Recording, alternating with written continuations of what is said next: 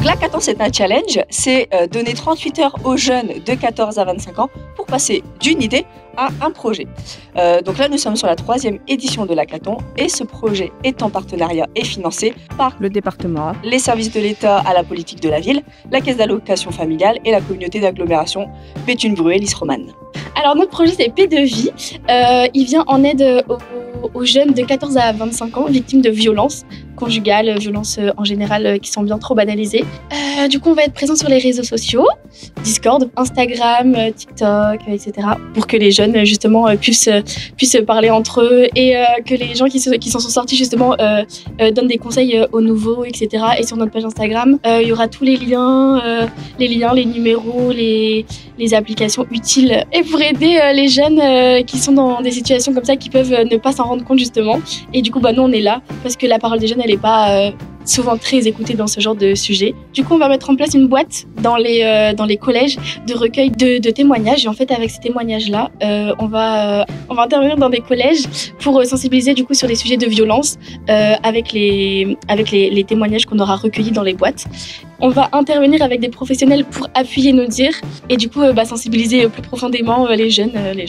Notre projet c'est Sport pour l'espoir. Donc notre association consiste à faire des événements sportifs pour des enfants malades dans le Pas-de-Calais et en collaboration avec un collègue qui travaille pour une autre association au Congo et au Mali qui s'occupe des enfants orphelins en Afrique. Donc on va faire des événements sportifs sur une période estivale entre avril et octobre. Donc ça serait sur des tournois sportifs, ça peut être du football, comme ça peut être du basket, comme ça soit du hockey sur gazon.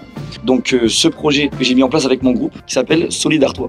C'est un projet qui a pour but d'aider les personnes démunies et les personnes ayant besoin d'aide, que ce soit financière ou dans le cadre des denrées alimentaires. Donc on vise plusieurs types de personnes, des étudiants, des réfugiés, des sans-abri, des exilés, tous les gens qui ont besoin d'aide. Donc comment on compte s'y prendre? Notre association, elle va se baser sur des dons. Donc ce qu'on va faire, c'est qu'on va faire des dons à ces personnes-là qui vont varier des produits hygiéniques aux produits alimentaires non périssables. Tout ce qui pourra être donné leur sera donné. Nous, nos fonds, on va tenter d'interpeller les collectivités locales, territoriales, les mairies, tout ce qui peut nous aider à réaliser ce projet, on tentera d'aller vers ces gens-là.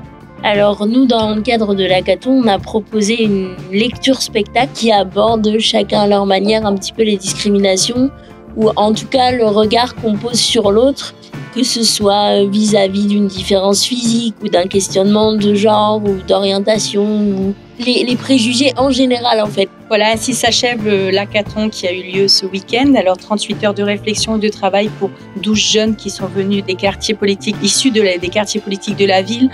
Il en ressort 3 projets, un projet un peu solidaire qui s'adresse à un public en situation défavorisée et de précarité. Des jeunes qui ont fait le choix aussi sur un autre groupe de faire des tournois sportifs, accompagner des jeunes malades, des orphelinats à l'étranger, en France. Et le 3e projet qui s'adressait aux femmes violentées qui ont fait le choix d'accompagner, de faire un centre de ressources et d'accompagnement pour ces jeunes, commencer à sensibiliser dès le collège.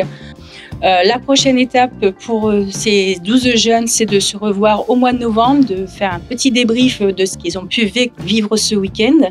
3 beaux projets quand même, encore une fois, vraiment 3 beaux projets. On a parlé solidarité, on a parlé vivre ensemble, on a parlé violence aussi vis-à-dire des jeunes et donc comment trouver des solutions pour apporter des solutions donc à tous ces dysfonctionnements et comment faire société, comment faire mieux société, plus de solidarité. Donc c'est vraiment 3 beaux projets avec empreintes de valeur, vraiment avec beaucoup de valeur. Donc maintenant, il reste à concrétiser un petit peu tout ça. Et donc c'est le travail qui va être mené dans les semaines à venir. En tout cas, on a donc des groupes de jeunes très engagés. Quand on dit que la jeunesse ne s'engage plus, ne pense pas aux autres, là c'est la démonstration de l'inverse. On a eu 3 groupes de jeunes qui vraiment n'ont pensé qu'aux autres, en s'oubliant même parfois soi-même. Et donc voilà, donc on peut être très optimiste pour la suite.